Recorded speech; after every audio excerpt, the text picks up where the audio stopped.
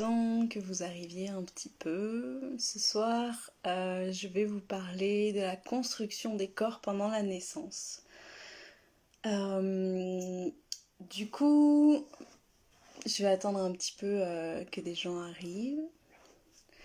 Et donc, je vais vous parler des différentes étapes de construction des corps, au niveau de la conscience aussi pendant la grossesse et un petit peu de tout ce processus-là.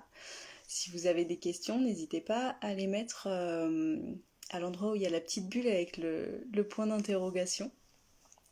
Comme ça, je les verrai plus facilement que dans le chat. Et puis, je vais attendre que les gens arrivent un petit peu pour commencer.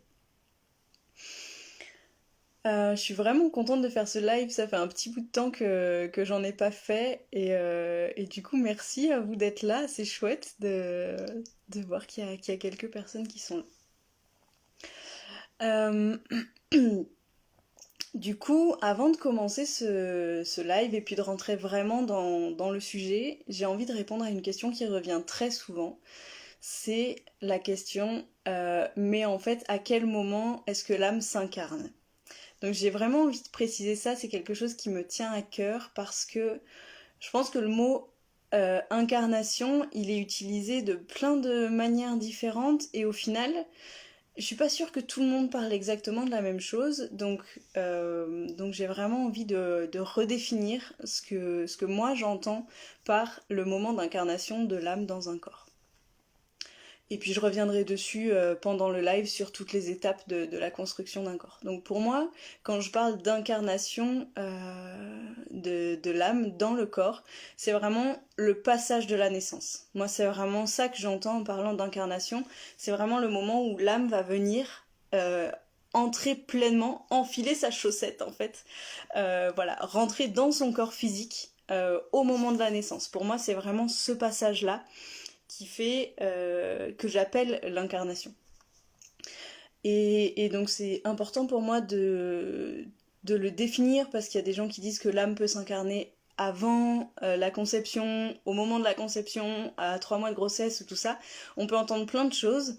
Pour moi, il n'y a pas juste une vérité, mais c'est important de pouvoir définir vraiment qu'est-ce qu'on entend, voilà, par ce moment-là de l'incarnation. Pour moi, c'est vraiment ce moment où l'âme rentre dans le corps physique au moment de la naissance. Et c'est vraiment ce passage qui est très symbolique du passage de l'état d'âme, même s'il y a toute cette co-construction des corps avant, mais vraiment ce passage de naissance, de vraiment entrer dans le... Euh, dans ce monde incarné en fait. Voilà un peu la définition de ce que j'entends moi par l'incarnation. Et petite parenthèse, c'est un peu... alors attends, il y a une question. J'ai entendu dire que l'âme du bébé tournait autour de la maman et choisissait son incarnation et ses parents.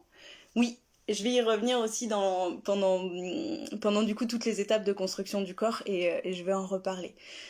Du coup, juste une petite parenthèse autour de l'incarnation. Par rapport aux soins que je propose sur le fait de revivre sa naissance, il y a vraiment cette lumière, donc qui pour moi est l'étincelle de vie de qui on est, de notre essence, cette lumière qui va venir faire ce passage en fait, venir petit à petit sur toutes les étapes s'incarner. Et du coup, euh, cette étincelle de vie, on peut la perdre à différentes étapes, enfin la perdre, on peut en perdre une partie, on va dire, oublier un peu qui on est parce que plus on s'approche de la matière, donc plus on s'approche de la naissance, et plus ça peut être un peu difficile de percevoir tout l'amour qu'on pouvait avoir avant dans un autre état. Et du coup, plus on avance, plus ça peut être difficile de percevoir notre propre lumière. Et donc, ce moment pour moi de la naissance, il est très important à pouvoir conscientiser et de pouvoir amener beaucoup d'amour sur ce moment-là, parce que ça va permettre à l'âme de vraiment, vraiment venir avec toute sa splendeur. Ça, c'était la petite parenthèse. Du coup, pour répondre à la question tout à l'heure de Marian, donc je vais reprendre un petit peu. Donc là, ce que je vous partage, c'est vraiment ma vision, avec en plus un peu les différents livres, différentes lectures. Donc il y a évidemment une éducation qui commence avant la naissance de Omram Michael Ivanov. Il y a les 9 marches que vous devez probablement connaître de Daniel Meroy et Angie Vaudin. Et celui-ci qui est beaucoup moins connu, Le miracle de la naissance de Geoffrey Hodgson. Celui-ci, c'est une étude sur une grossesse, du coup par clairvoyance, sur tout ce qui peut se passer sur la construction des corps par clairvoyance.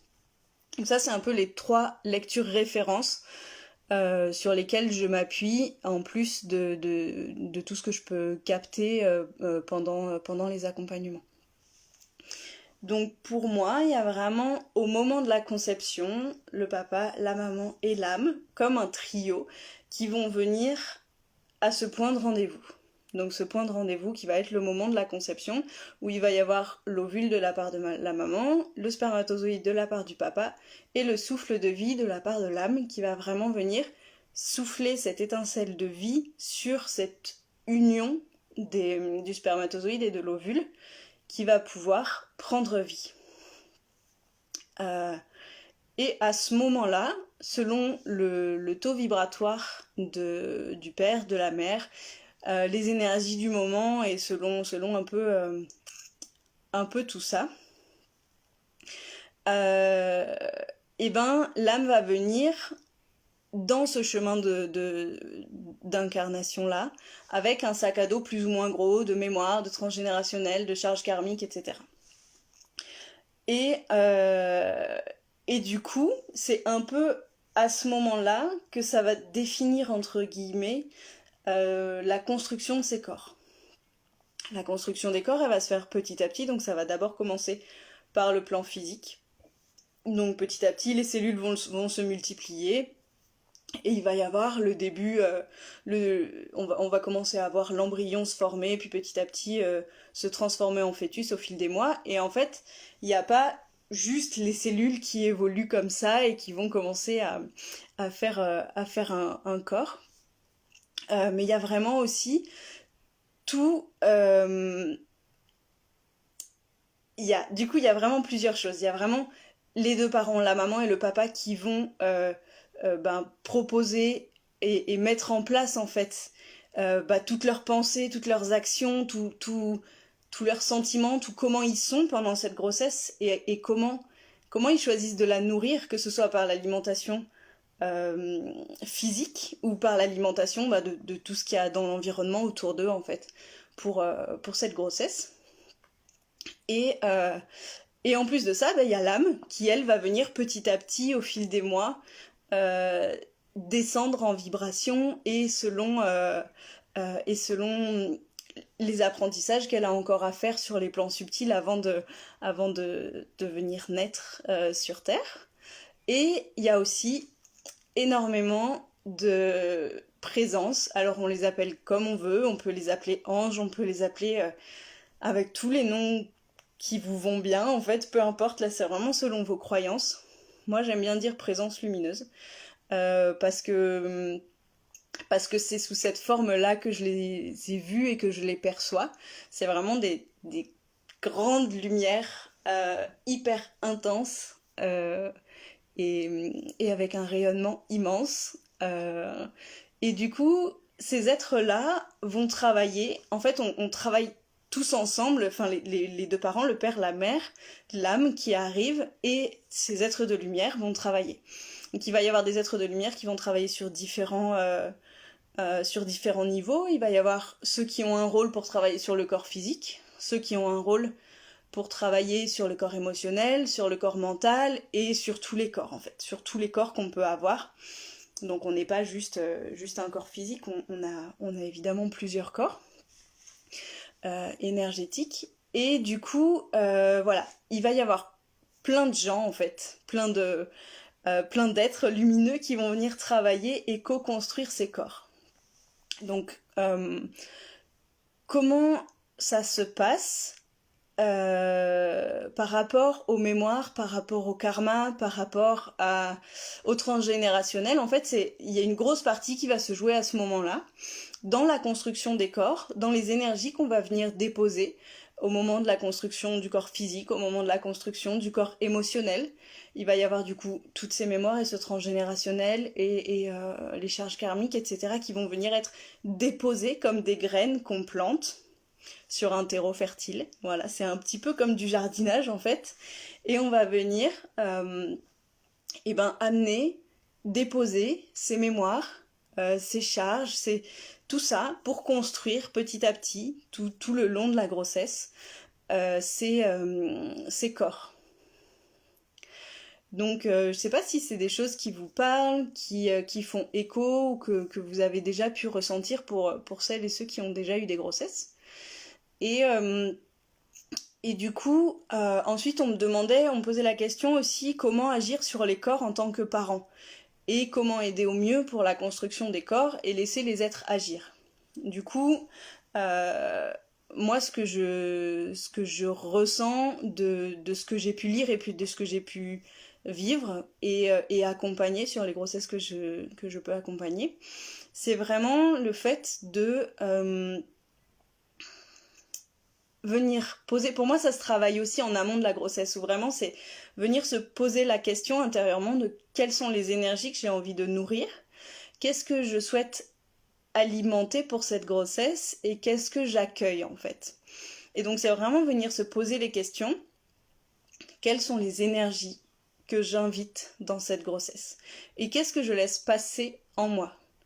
Parce que je suis aussi un peu en tant que maman ou que future maman ou que futur papa, hein, ça dépend aussi de l'implication du futur papa. Et ça va être vraiment comment est-ce que je peux, moi, choisir et poser l'intention de dire je veux telle énergie, telle chose, je souhaite avoir. Je sais pas, ça peut être des choses toutes simples, ça peut être je souhaite que la lumière me remplisse pendant toute cette grossesse, ça peut être vraiment des choses très très simples au final. Il y a juste une condition, c'est d'y croire profondément, de savoir vraiment si ce qu'on dit c'est juste pour se dire que peut-être un jour ça pourrait arriver très très très très loin, ou alors si c'est quelque chose qu'on ancre vraiment profondément en nous. Et c'est vraiment là-dessus que c'est important de travailler. Et je pense que c'est important de le travailler bien en amont de la grossesse. Ça facilite vraiment le travail pendant la grossesse. De pouvoir se dire, même si on n'a pas de ressenti, même si on n'a pas de perception sur les auras, sur les différents corps, sur tout ça, c'est pas grave. Vraiment, ça a pas vraiment d'importance en fait là. Mais c'est vraiment de pouvoir se dire quels sont les matériaux éthériques avec lesquels j'ai envie de pouvoir construire ces corps et de construire tous ces corps. Donc le corps physique, qu'est-ce que j'alimente dans la nourriture que j'ingère aussi, quelles sont les vibrations que je souhaite amener pour cette grossesse. Alors il y a une question. Ok, j'y reviendrai tout à l'heure du coup. Ensuite, j'avais eu une autre question sur comment différencier la connexion avec l'âme et la connexion avec le corps. Donc il y a vraiment, pour moi, donc la connexion avec l'âme, c'est un outil que je propose en tout début des cycles d'accompagnement grossesse, où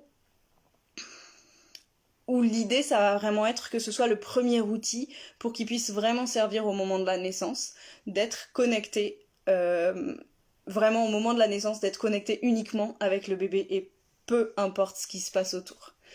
Donc ça, pour moi, c'est un outil qui est hyper... qui est vraiment nécessaire, en fait, pour moi, dans le processus de naissance. Et donc, c'est l'outil que j'apporte au tout début des cycles d'accompagnement grossesse.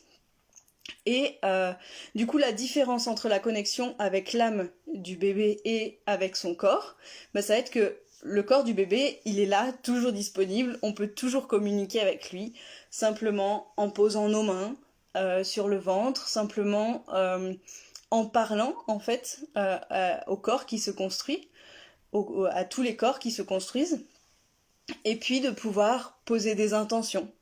Poser simplement des mots comme amour, joie. Voilà, après c'est à vous de voir ce qui vous transporte, ce qui vous porte et ce que vous avez envie de nourrir et d'alimenter autour de cette grossesse. Et puis, euh, et puis aussi, ça peut être mettre des belles intentions dans les assiettes que vous vous préparez, dans les repas que vous mangez, dans tout ce que vous amenez dans votre corps, dans l'eau que vous allez boire, et vraiment amener toutes ces belles énergies en fait pour nourrir le plus possible avec de la lumière, avec des choses qui vous apportent de la joie. Et ensuite, du coup, pour rentrer en connexion avec l'âme, ben ça va pas pouvoir être possible tout le temps parce qu'il y a des moments où l'âme elle est pas disponible pour son corps, elle est encore en préparation pour pouvoir venir s'incarner sur Terre. Donc il va y avoir des moments où on peut se donner des rendez-vous ou juste écouter quand c'est le moment aussi. Ça peut être un très bon exercice d'apprendre à écouter quand on ressent, écouter notre corps, notre cœur, quand on ressent la présence de l'âme. Souvent pendant la grossesse, le fait de ressentir la présence de l'âme, c'est une grande joie, c'est beaucoup de légèreté, tout ça. Et puis quand l'âme s'en va, bah, parfois ça fait des coups de blues, des tristesses, des oh là là, je sais pas pourquoi je suis comme ça, j'en peux plus. Et ça, c'est souvent le moment où l'âme repart être enseignée du coup sur certaines choses qu'elle a encore besoin d'apprendre avant de venir s'incarner. Donc ces moments de connexion avec l'âme, c'est vraiment des moments qui vont être un peu privilégiés, comme des temps calmes, des temps où on se retrouve à deux ou à trois. Ça peut être aussi avec le papa, la maman et l'âme, ou juste la maman et l'âme, ou juste le papa et l'âme. Là, c'est vraiment à vous de choisir, et pour le coup, ça va vraiment être ce souhait d'aller se connecter avec son âme à soi, donc vraiment avec toute la grandeur de notre âme, aller se connecter à l'âme qui vient sur Terre, et du coup ne pas chercher à lui mettre un visage, à lui mettre une apparence physique, puisqu'une âme n'a pas d'apparence physique. En essence, c'est de la lumière. Donc c'est vraiment aller se connecter avec cette essence la plus pure qu'on puisse capter dans nos ressentis. Et ça peut être par des méditations guidées, ça peut être par des dessins, ça peut être par une intention, ça peut être par plein de choses, et là ça dépend un peu des outils qui vous correspondent et de ce qui vous appelle et ce qui vous fait vibrer. Donc voilà, c'est vraiment pour moi la différence entre la connexion avec l'âme qui va être sur un plan beaucoup plus élevé et la connexion avec le corps qui elle est toujours disponible et que vous pouvez alimenter de très belles intentions autant que vous voulez, à chaque instant de la grossesse, dès que vous y pensez. Voilà. Il y a aussi un autre point que j'aime beaucoup partager par rapport à ça, c'est que par exemple, pendant une grossesse, quand vous vivez un traumatisme, ça peut être un traumatisme émotionnel, c'est quelque chose qui est difficile à vivre pour vous à cet instant-là, ou ça peut être un traumatisme physique, comme un accident ou quelque chose qui se passe en vous. Autour de vous, quelque chose qui vous impacte vraiment, n'hésitez pas à parler du coup à ce bébé qui est en train de grandir en vous et de pouvoir lui dire ce qui se passe, c'est à moi, ou ces émotions qui me traversent, elles sont à moi, tu n'as pas besoin de les engrammer dans tes cellules. Et juste des mots comme ça, c'est pas grand-chose, mais c'est des phrases qui vont permettre de libérer beaucoup de choses. Et Et je crois qu'on oublie un peu trop souvent de le faire et juste de venir parler, se reconnecter avec toutes ces cellules qui sont en création euh, dans notre sein, dans notre utérus, et de vraiment pouvoir venir poser les mots euh, sur ces ressentis-là, sur juste dire à son bébé, ce que je traverse, c'est moi, et tu n'as pas à porter ces mémoires-là. Et ça fait partie, ça, un petit peu du rôle des présences lumineuses qui vont entourer une grossesse et qui vont être là aussi pour dire ah bah il y a ça qui a été vécu, ça par rapport au karma que l'âme a choisi, etc. Ça doit être engrammé dans ses cellules. Donc nous, en tant que futurs parents, on a un rôle à jouer, mais également les présences lumineuses vont aussi faire le tri de tout ça, et évidemment, selon notre positionnement à nous, le positionnement de l'âme, et ben ça peut aussi évoluer autour de tout ce qui peut se matérialiser dans le corps ou non. Du coup, je continuerai un petit peu après, je vais prendre les questions donc. La première question c'était: bonjour, j'ai 37 ans, c'est ma deuxième grossesse, je suis enceinte seulement de 2 semaines mais je suis stressée et heureuse à la fois, mais quelques heures après c'est comme si je remettais tout en question, est-ce que c'est normal? Alors du coup ça rejoint un petit peu ce que je disais tout à l'heure sur le fait de ressentir beaucoup de joie tout d'un coup et ensuite de ressentir des grandes tristesses. Ça, c'est vraiment les moments où l'âme va venir proche du corps.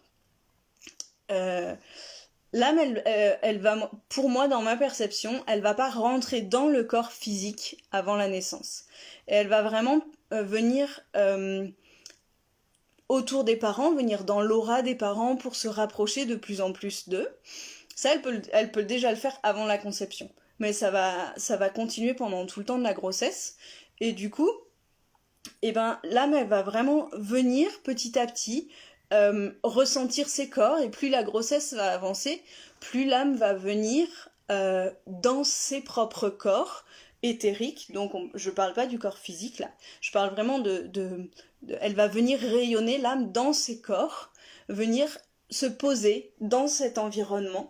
Et plus les mois avancent, plus la grossesse avance, plus l'ego de l'âme, donc cette partie qui va venir aussi s'installer dans la matière, plus l'ego va arriver dans la matière, plus il va pouvoir déposer son empreinte dans tous ses corps, et donc petit à petit en faire son corps, et le créer, le matérialiser et en faire son propre espace, son véhicule. Donc voilà, je sais plus si j'ai répondu exactement à la question, mais c'était un peu les sensations de joie et de tristesse. Et donc pour faire le lien entre les deux, c'est vraiment cet espace qui va venir où l'âme va s'approcher petit à petit. Au début, elle va être dans l'aura des parents, donc au tout début de la grossesse, c'est principalement dans l'aura des parents. Et puis voir petit à petit déposer des intentions aussi dans ces cellules qui sont en train de se multiplier pour aller former un embryon et plus tard un fœtus. Et donc l'âme va faire vraiment ses allers-retours entre les endroits où elle a encore besoin d'être enseignée, les plans subtils, et puis petit à petit se rapprocher des parents et de son propre corps. Donc les états aussi de grande joie et de tristesse, ils viennent souvent de ça. Et le fait de conscientiser que c'est l'âme qui fait ses allers-retours, c'est aussi plus simple de savoir que, en fait, tout d'un coup, j'ai une vibration immense qui arrive à côté de moi, donc forcément, je me sens en joie. J'ai pas d'autre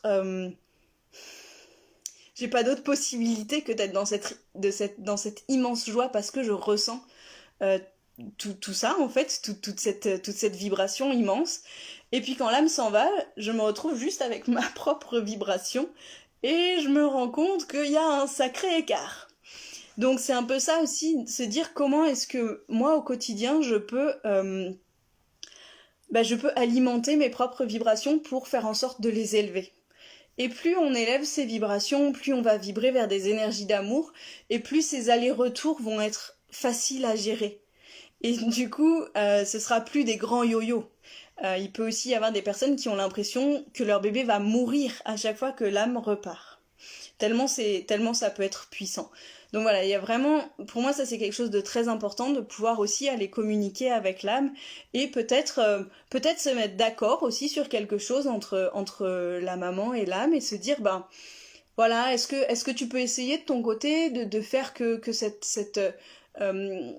ce moment où tu t'en vas soit plus léger, peut-être me prévenir un petit peu avant, voilà. Essayez de trouver des choses entre vous, communiquer, commencez à communiquer avec l'âme et vous verrez, plus vous le mettrez en place et plus ce sera facile après, quand votre bébé sera né, parce que vous aurez déjà pris l'habitude de mettre en place cette communication-là et du coup cette écoute. Alors, il y a une autre question. Bonsoir, je suis enceinte de 28 semaines et j'applique déjà ce que vous dites. Par contre, je parle très peu à voix haute, plus par télépathie, pensée. Est-ce que poser des mots à voix haute est si important? Alors, quand je dis parler à son bébé, c'est pas forcément à voix haute. Il n'y a aucune obligation de le faire à voix haute. Évidemment, les bébés, ça fonctionne super bien par télépathie. L'âme, elle va complètement capter toutes vos pensées sans aucun souci. Quand je dis vraiment parler à son bébé, c'est plus dans l'idée de s'adresser à son bébé, que ce soit son corps ou son âme. Si vous ressentez pas du tout le besoin de le faire à voix haute, il n'y a aucune nécessité que ce soit à voix haute. Ce qui est important, c'est de vraiment venir poser cet espace d'échange. Après, libre à vous de le faire comme vous en avez envie et comme vous le ressentez. Ça peut être à l'écrit, ça peut être par le dessin, ça peut être par des mouvements de danse, ça peut être par la parole, ça peut être par télépathie. Là, c'est vraiment, vraiment à vous de sentir comment vous vous sentez avec ça, quoi. Et comment vous êtes à l'aise avec ça. Il y a aussi un point sur lequel je peux revenir. Les femmes enceintes, elles émettent une vibration qui est élevée, puisqu'il y a un être en construction dans leur corps. Et du coup, il peut aussi y avoir des entités qui ont envie de venir se nourrir de ces énergies-là. Donc c'est important en tant que femme enceinte de prendre soin de son environnement, de tout ce qui se passe autour de soi et de tout ce qu'on va mettre en place en fait pour rayonner et pour pouvoir justement ne pas attirer toutes ces entités-là qui auraient envie de se nourrir de la lumière d'une femme enceinte. Et alors si je dis ça, c'est pas pour faire peur parce que c'est pas du tout mon but et que j'aime pas travailler comme ça, c'est simplement pour avoir à l'esprit que chacune pendant sa grossesse on est garante et du coup le conjoint est aussi là pour nous aider, pour nous accompagner là-dedans. Et puis vraiment de pouvoir se dire que on est garante de toutes nos pensées. Alors il y a des fois on peut avoir des pensées de merde, ça arrive, on est des humains, on est en chemin, enfin voilà. C'est vraiment, vraiment juste de se dire que je peux aussi me créer des petites alertes intérieures pour me dire, ok, là, il faut vraiment que tu te ressentes, ou il faut que tu ailles chercher de l'aide sur quelqu'un sur qui tu vas pouvoir t'appuyer pour te recentrer, pour revenir vraiment alimenter ces vibrations-là et alimenter cet état d'être auquel tu aspires le plus profondément pour ta grossesse. Donc je trouve que c'est important de le savoir quand même que en tant que femme enceinte, on attire plus d'entités de manière générale, que ce soit des entités positives ou des entités qui viennent juste là parce qu'il y a de la lumière et que c'est cool de se mettre là où il y a de la lumière, mais simplement de pouvoir vraiment poser ses intentions de qu'est-ce que je laisse passer dans mon aura, qu'est-ce que j'accueille ou qu'est-ce que je refuse. Et ça, pour moi, c'est quelque chose qui est assez important. Je sais pas si vous avez des questions autour de tout ça, si ça vous paraît à peu près clair. Je vais voir s'il y a d'autres questions là. Hop. Du coup, voilà, n'hésitez pas si vous avez des questions supplémentaires. Je pense que j'ai fait un petit peu le tour de ce dont j'avais envie de vous parler ce soir. Et puis après, pour aller plus en profondeur dans l'écoute des ressentis, tout ça du coup c'est plus des choses que je fais en accompagnement individuel et que je vais pas faire sur un live, mais que je prends grand plaisir à vous accompagner, à aller écouter tous vos ressentis et vraiment savoir où vous avez envie d'aller vous pour votre grossesse et pour cette expérience-là. Donc voilà. S'il n'y a pas d'autres questions, je vous propose qu'on s'arrête là pour ce soir. Et je vous remercie vraiment d'avoir été là, d'être venu avec moi en live. C'était chouette de vous accueillir. Je vous souhaite une très très belle soirée Ah, j'arrive sur la fin, mais merci pour tes informations, je regarderai le replay. Ouais, je vais le remettre en replay et je le mettrai aussi sûrement sur YouTube. Alors, je sais pas pourquoi ça me met des notifications comme quoi il y a des nouvelles questions, mais après je les vois pas. Enfin, j'en vois pas des nouvelles. Merci à vous d'avoir été là et puis je vous souhaite une très très belle soirée et je vous dis à très bientôt. Au revoir à toutes.